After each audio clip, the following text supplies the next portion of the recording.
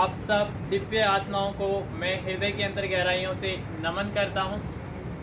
आज से हम बांटना शुरू करें जो हमारे पास है, शरीर की शक्ति है, इंद्रियों की, मन की, बुद्धि की, जो हमारे पास शक्ति दी हुई है भगवान ने, उसको हमें बांटना है। जिस प्रकार ज्ञान को बांटने से ज्ञान बढ़ता है, उसी प्रकार जो भी हमारे पास भगवान ने दिया है, दूसरों से हमें जो मिला है उसे हमें बांटना शुरू करना है। आज से हम देखते हैं सूर्य अपने प्रकाश को करोड़ों वर्षों से बांटता आ रहा है, तो उसका प्रकाश आज तक खत्म नहीं हुआ, उसी प्रकार बना हुआ है। तो उसी प्रकार हमारा जीवन भी है। हम भी अपने जीवन में यही देखते हैं और यही हमने शास्त्रों से, अपने गुरुजनों से सीखा है। यही प्रकृति का नियम है कि बांटने से चीज़ बढ़ती है, घटती नहीं है। जितना हम बांटते हैं उससे कई गुना अपोजिट हमें मिलता है उसका। जिस प्रकार हम धरती में कुछ अन्न उगाते हैं, लेकिन उसके कई गुना होकर हमें धरती वापस देती है, तो इसी प्रकार हर एक चीज़ का आंकलन किया जाता है, तो उसी से हमें उसको बढ़कर ही मिलता है। ये हमारी कामना नहीं होनी चाहिए कि हमें जो हम दें, जो हम बांटें, उसके अगेंस्ट हमें लेने की लालसा है। नहीं, लेने की लालसा ना रखकर हमें तो केवल अपने मन को पवित्र करते हुए अपने अंतःकरण से, हृदय से दूसरों को बांटना है। और आप यदि बांटते हैं, यदि आपका हृदय बांटने वाला है, तो मैं आपको नमन करता हूँ फिर से कि आपका हृदय इतना कोमल है, इतना दयालु है, इतना करुणामयी है कि आप किसी असहाय को, किसी गरीब को देखते हैं तो आपके अंदर करुणा उमड़ पड़ती है, आपके अंदर करुणा, दया आती है दूसरों को, गरीबों को देखने से। तो ये आपके हृदय की बहुत ही विशालता है, और विशाल मन ही सबके अंदर होना चाहिए। सभी के अंदर वह हृदय होना चाहिए जिससे दूसरों को शांति मिले, सुख मिले।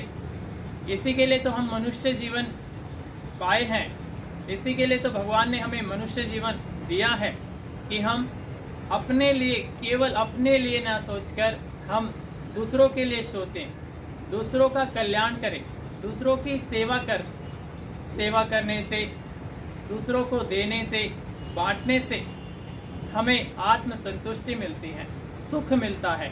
उससे बड़ा कोई सुख नहीं है। यदि हमारे पास कोई वस्तु है, कोई शक्ति है, यदि हमें उसे बचा के रखेंगे, और कितने दिन तक हम उसको बचा के रख सकते हैं, कभी ना कभी तो उसका प्रयोग भी होना है, वह नष्ट भी होनी है। तो क्यों ना समय से उसका सदुपयोग किया जाए।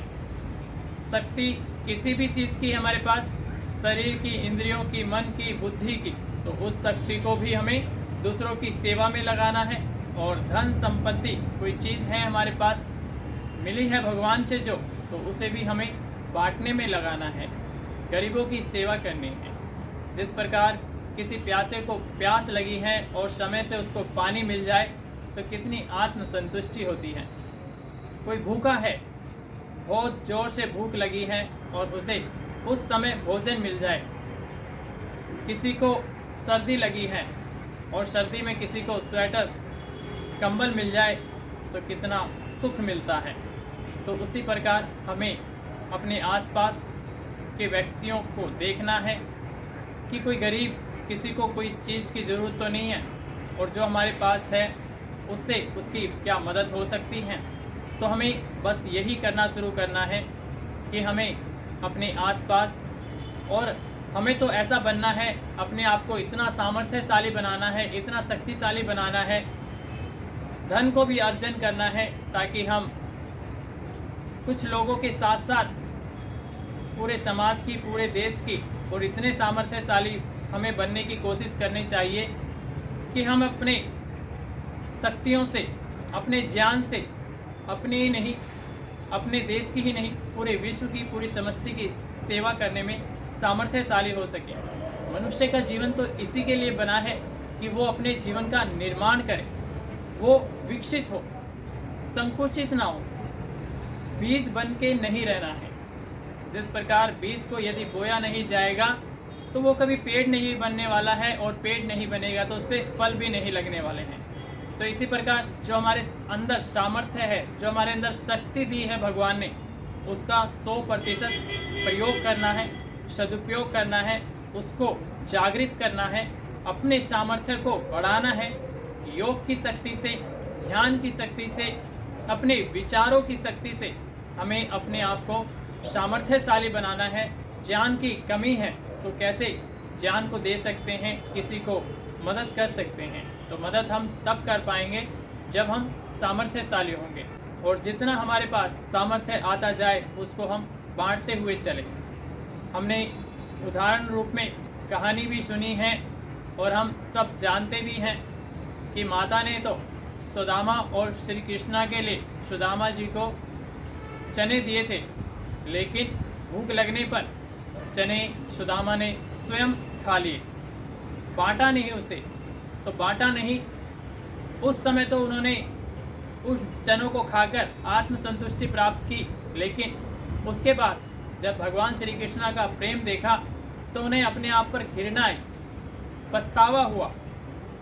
तो इसी प्रकार उनसे हमें भी शिक्षा लेनी चाहिए कि जो वस्तु हमारे पास है उसको स्वयं के लिए ना, दूसरों के लिए प्रयोग करके हमें अपने जीवन का कल्याण करना है, ताकि मरते समय हमें भी पछतावा ना हो कि हमारे पास कोई वस्तु थी, हमारे पास जब धन था तो हमने उसको बांटा नहीं, अपने पास रिजर्व रख के रखा।